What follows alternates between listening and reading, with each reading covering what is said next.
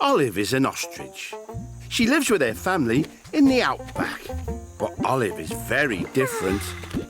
Olive's dad loves to run. Olive isn't a fast runner. Olive's mum enjoys laying huge eggs. Olive doesn't like the look of that at all. Olive's little brother pecks at the ground to find tasty roots to eat. Pecking at the ground makes Olive sneeze. But Olive has an incredible imagination. So while the rest of her family are running, pecking and laying eggs, Olive can be found imagining herself going on amazing adventures when she buries her head down, down into the sand.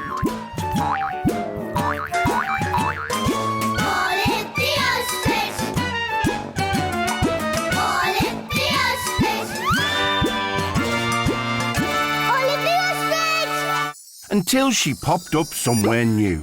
Olive was standing in a park surrounded by small, leafy bushes. Hello there. Said a sad voice. Olive turned and saw a gorilla. Oh, hello, I'm Olive. She replied. I'm Keith. Would you be my friend, please? No one likes me round here. Yes, of course I will, Keith. You seem very nice to me. Olive took a step forwards and accidentally trod on something. Oh, what was that? She'd stepped on a tiny yellow car. It was squashed flat. Oops. I'm always doing that. Olive spied a tiny little man running up to the car. Hey, what do you think you're doing? You just stepped on my cab, lady.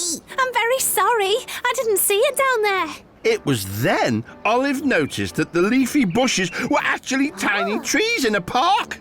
Tiny trees, cars and people.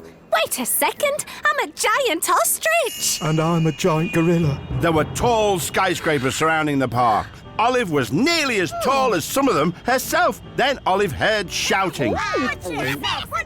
She looked down and saw a crowd of tiny little people angrily shouting up at Olive and Keith and waving their fists.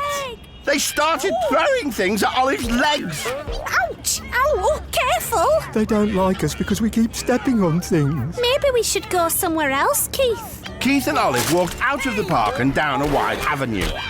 Geg, it's really hard not to step on things. Sorry. Oh dear, sorry. I know, it's a nightmare. Sorry. Tiny people were running around and yelling at Olive and Keith. Sirens were going off. It was chaos. I just want to go somewhere quiet where I don't step on anything or bother anyone. Olive spied an especially tall skyscraper with a pointy top. A super tall skyscraper, lots of annoyed tiny people. I think I may have an idea. Keith, why don't we get out of everyone's way by climbing up that skyscraper? Oh, that's the Empire State Building. Great idea. So Olive and Keith climbed up the Empire State Building. Since they were both giants, it didn't take very long to reach the top. But there were still people shouting at them from nearby windows.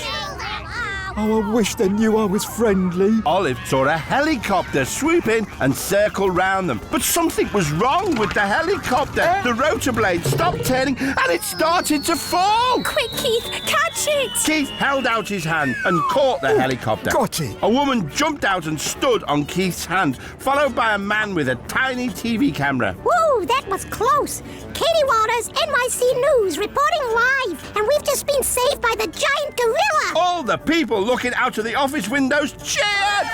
Thanks for saving us. What are your names? I'm Keith Kong. I'm Olive. Pleased to meet you. Can I just say I love New York? Sorry for squashing things before. Well, you two are certainly a couple of huge New York City heroes. As a thank you, Keith was given his own special area in the park, as long as he promised to, try and stop squashing things. Thanks for your help, Olive. Would you like to stay for a bit and I'll show you some more of New York City? Maybe next time. But today I certainly had a huge amount of fun with you, Keith. They both laughed, and as they did, Olive realised it was time to go. Typical Olive, daydreaming again. Said her mum. Gag, actually, I had a big adventure in New York City. Your head's been in the sand too long, dear. Said Olive's dad. Her little brother laughed. But Olive wasn't listening. She was already dreaming of her next big adventure.